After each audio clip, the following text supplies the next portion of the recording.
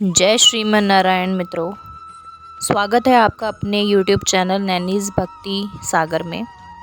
आज हम इस वीडियो में बात करेंगे विष्णु भगवान के मत्स्य रूप की।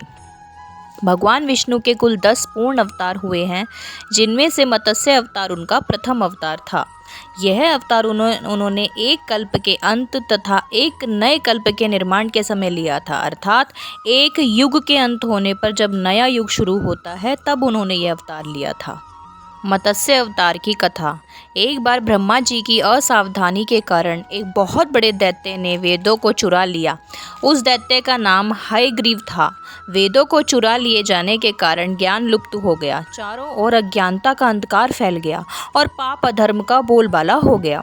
तब भगवान विष्णु ने धर्म की रक्षा के लिए मत्स्य रूप धारण करके हयग्रीव का वध किया और वेदों की रक्षा की।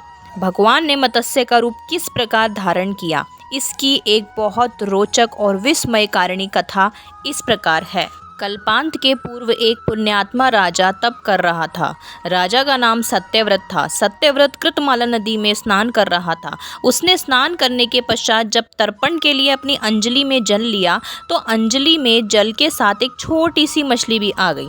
जैसे ही सत्यव्रत ने मछली को नदी के जल में छोड़ना चाहा, मछली बोली, राजन, जल के बड़े बड़े जीव छोटे छोटे जीवों को मारकर खा जाते हैं। अवश्य कोई बड़ा जीव मुझे भी मारकर खा जाएगा। कृपा करके मेरे प्राणों की रक्षा कीजिए। सत्यव्रत के हृदय में दया उत्पन्न हो उठी।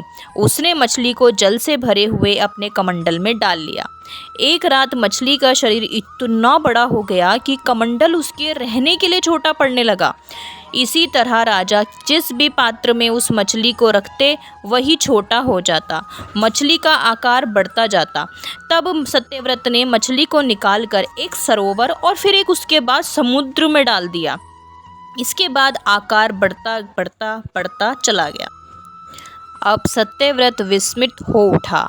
उसने आज तक ऐसी मछली कभी नहीं देखी थी।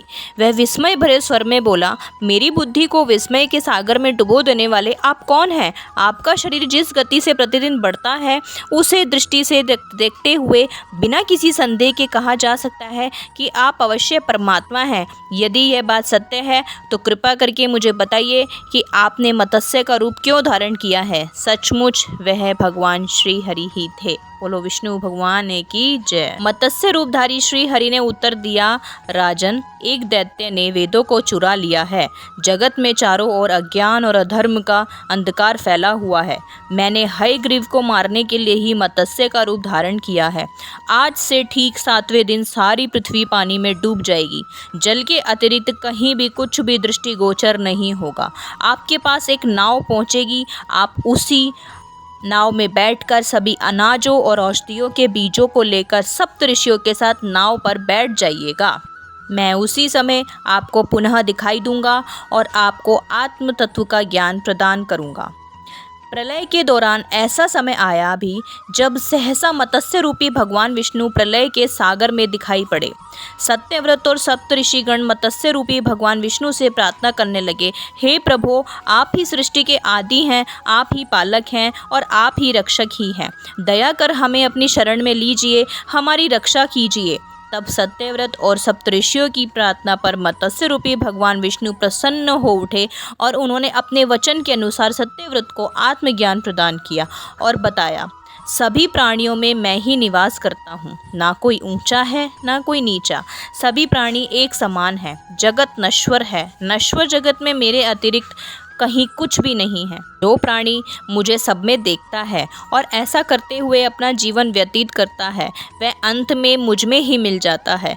मत्स्य रूपी भगवान विष्णु से इस प्रकार का आत्मज्ञान प्राप्त कर सत्यव्रत का जीवन धन्य हो उठा।